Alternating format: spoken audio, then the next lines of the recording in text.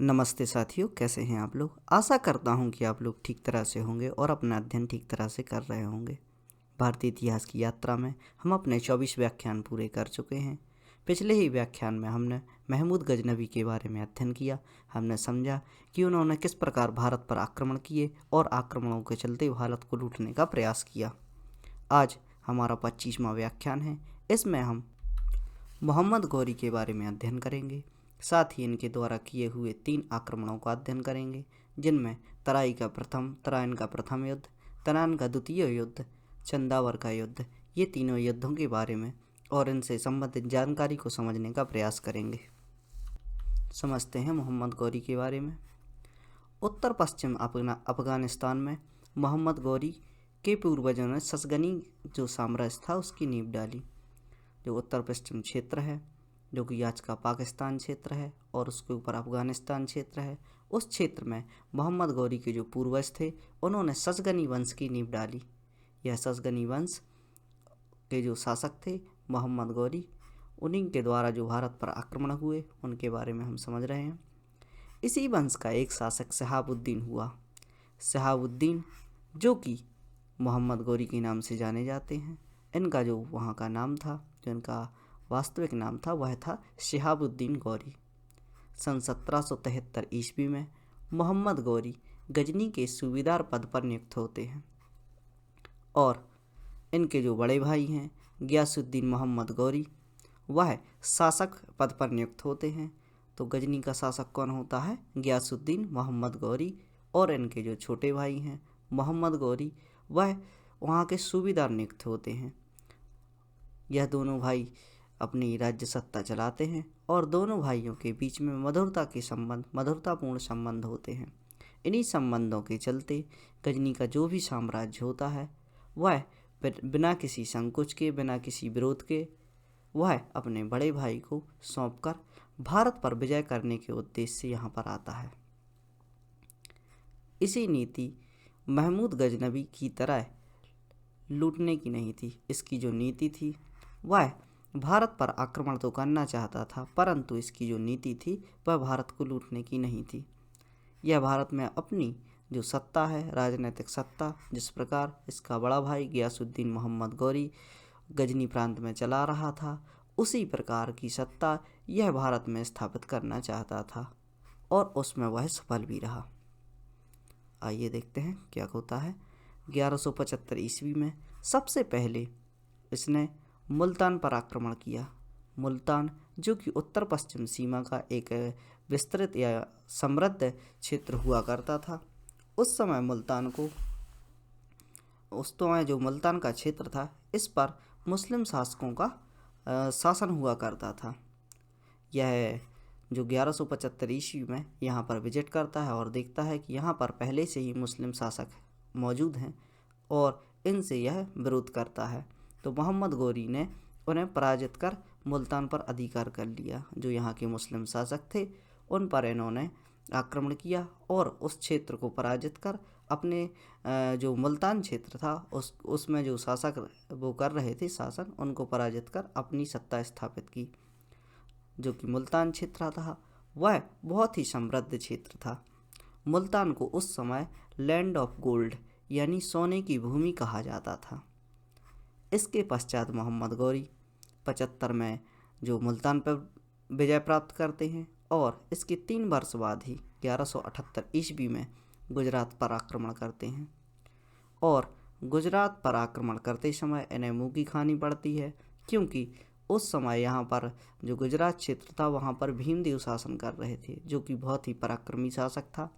और युद्ध क्षेत्र में यह जो भीमदेव था वो इसे मोहम्मद गौरी को पराजित कर देता है, जिससे मोहम्मद गौरी को हार का सामना करना पड़ता है। अब 78 के बाद आते हैं 1191 ईस्वी में। 1191 ईस्वी में मोहम्मद गौरी गुजरात के बाद दिल्ली पर आक्रमण करता है और 1991 ईस्वी में पृथ्वीराज चौहान से जो युद्ध होता है इसका, उसमें जो तराइन के प्रथम युद्ध के नाम से जाना जाता है, पृथ्वीराज चौहान और मोहम्मद गौरी के मध्य होता है। इस युद्ध में पृथ्वीराज चौहान इसको पराजित कर देते हैं और स्वयं विजित हो जाते हैं। और इसको जो पराजित करते हैं, पराजित होने पर इसकी स्थिति बहुत ही बुरी हो जाती है और यह मरणासन्न स्थिति में आ जाता है और निहत्था होने के कारण पृथ्वीराज चौहान दयापूर्वक इसे छोड़ देते हैं, क्योंकि राजपूती शान के अंतर्गत यह होता है कि यदि कोई दुर्बल है और असहाय है और बिना हथियारों के वहाँ पर मौजूद है, मरणासन्न स्थिति में है, तो उसे माफ़ कर दिया जाता है। इसी धारणा के चलते पृथ्वीराज चौहान इसको युद्ध क्षेत्र से बाहर कर देते हैं और इसको पराजित कर छोड़ देते हैं। और इसका परिणाम यह होता है कि ये 1 साल बाद ही यानी 1192 ईस्वी में खुद को इतना तैयार करता है और कि यह पुनः से पृथ्वीराज चौहान के विरुद्ध युद्ध कर सके। और जो युद्ध है, इस युद्ध में जो इसके साथी बनते हैं वह बनते हैं राजा जयचंद। जयचंद का सपोर्ट मिलने के बाद जो मोहम्मद गौरी होता है वह पृथ्वीराज चौहान को पराजित कर देता है। तराइन के दोनों युद्धों में कन्नौज के जो गहदवाल वंश के शासक थे जयचंद, इन्होंने मोहम्मद गौरी का साथ दिया था। पहले साथ दिया लेकिन सही तरीके से नहीं दे पाए, तो युद्ध में वह पराजित हो गया और दूसरी बार इसने इसको पुनः खड़ा किया और इसका साथ दिया। तो इसके साथ देने के साथ ही जो जयचंद थे वह अपनी जो मंशा थी इनकी जो पुत्री थी उनको पृथ्वीराज चौहान भगा ले गए थे। इसी कारण वह गुस्से में थे और इसका गौरी का साथ देते हैं उनको पराजित करने के लिए, उनको अपमानित करने के लिए। इसी के चलते वह पृथ्वीराज चौहान को पराजित करने में समर्थ होते। आगे हम देखते हैं कि जिस प्रकार ये कहावत है कि जो दूसरे के लिए गड्ढा खोदता है उसको उसमें पहले ही गिरना पड़ता है, तो यही हुआ कि जो मोहम्मद गौरी का चंदावर के जो शासक थे राजा जयचंद, वह साथ दे रहे थे और पृथ्वीराज चौहान को पराजित करने के लिए इनके लिए सपोर्ट कर रहे थे और दूसरे के लिए गड्ढा खोद रहे थे। उसी प्रकार जो 1194 ईस्वी में जो मोहम्मद गौरी था वह इतना क्रूर हो जाता है और इतना सक्षम हो जाता है कि वह 1194 ईस्वी है, इसमें यह चंदावर की युद्ध में जो चंदावर का जो मैदान है वहाँ पर एक युद्ध होता है और युद्ध में यह गहदवाल वंश के शासक राजा जयचंद को पराजित कर स्वयं विजित हो जाता है। मोहम्मद गौरी का जो अंतिम आक्रमण था वह खोखरों के विरुद्ध था। 1206 ईस्वी में यह दम्यक नामक स्थान पर इसकी मृत्यु हो जाती है। मोहम्मद गौरी की मृत्यु के पश्चात इसका साम्राज्य 3 भागों में बंट जाता है। तो 1206 ईस्वी में इसका जो शासन था वह समाप्त हो जाता है क्योंकि इसकी मृत्यु हो जाती है और 1206 ईस्वी के बाद ही हमारे यहाँ दिल्ली सल्तनत का आगाज़ होता है। और इसका जो क्षेत्र होता है जो मोहम्मद गौरी द्वारा विजित क्षेत्र थे, गुजरात का क्षेत्र था, मुल्तान का क्षेत्र था एवं जो भारतीय क्षेत्र था, साथ ही इसका जो गजनी में प्रांत हुआ करता था बड़े भाई के बाद, वह भी क्षेत्र इसके पास मौजूद होता था। तो गजनी का जो प्रांत था वह यह ताजुद्दीन याल्दोज को दे देता है। सिंध प्रदेश जो कि भारत का उत्तर पश्चिम क्षेत्र था वह नसरुद्दीन कवाचा को देता है और यह भारत का जो शासनकाल था वह कुतुबुद्दीन ऐबक के लिए देकर चला जाता है। इस प्रकार हम देख सकते हैं कि इसके जो भी प्रांत थे उन प्रांतों में इसने अपनी मृत्यु के पूर्व ही गवर्नर तैयार कर लिए थे। वहाँ पर ये गवर्नर बैठाए हुए थे, गजनी क्षेत्र में अलग, सिंध क्षेत्र में अलग और भारत क्षेत्र में कुतुबुद्दीन ऐबक के लिए। कुतुबुद्दीन ऐबक ने 1206 ईस्वी में ही मामलुक वंश की नींव रखी। जो मामलुक वंश था जिसे गुलाम वंश के नाम से जाना जाता है, उसकी नींव कुतुबुद्दीन ऐबक द्वारा रखी गई थी। इसी वंश से भारत में दिल्ली सल्तनत का काल का आगाज प्रारंभ हुआ। जो हम दिल्ली सल्तनत पढ़ते हैं उसका आगाज कुतुबुद्दीन ऐबक के द्वारा ही किया गया था। मैप के माध्यम से हम समझते हैं कि किस प्रकार गौरी ने यहाँ पर आक्रमण किए और कहाँ कहाँ पर इसका शासन। यह था वह गजनी प्रांत जहाँ पर इसके दोनों भाई ये जो मोहम्मद गौरी थे और जो इसके बड़े भाई थे वहाँ पर शासन कर रहे थे। ये सूबेदार थे, वह राजा के पद पर नियुक्त थे। तो गजनी क्षेत्र से यह विजिट करता है भारत की ओर और यह सबसे पहले मुल्तान आता है। मुल्तान जो क्षेत्र होता है उसे लैंड ऑफ गोल्ड कहा जाता है, यानी स्वर्ण की भूमि कहा जाता है। बहुत ही समृद्ध क्षेत्र होता है। इसके बाद हम देखते हैं कि यह गुजरात जो क्षेत्र है यहाँ का, इस पर वह आक्रमण करता है और यहाँ पर इसकी मुलाकात होती है भीमदेव से, और भीमदेव इसे बुरी तरह से पराजित कर देते हैं। एक बार पराजित होने के बाद यह पुनः अपना जो शासन है वह स्थापित करने के लिए, अपना जो एक्सपेंशन है जो साम्राज्य का उसको करने के लिए अजमेर की ओर ध्यान देता है। और अजमेर पर जो शासन कर रहे होते हैं वह होते हैं पृथ्वीराज चौहान।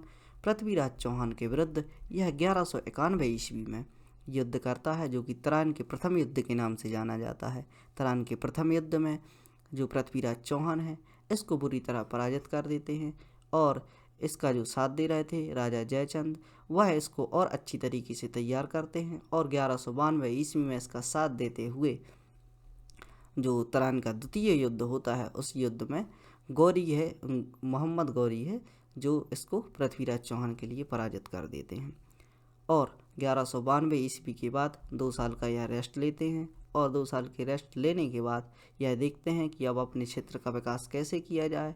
तो यह जो दिल्ली क्षेत्र का जो गहदवाल वंश था, जहाँ के राजा जो जयचंद थे, जयचंद के विरुद्ध यह युद्ध चंदावर का जो मैदान है, चंदावर के मैदान में यह युद्ध छेड़ देता है, और इसी युद्ध में यह जो राजा जयचंद है उनको पराजित कर देता है, और इसकी जो सत्ता है जो इस इतने क्षेत्र पर फैल जाती है।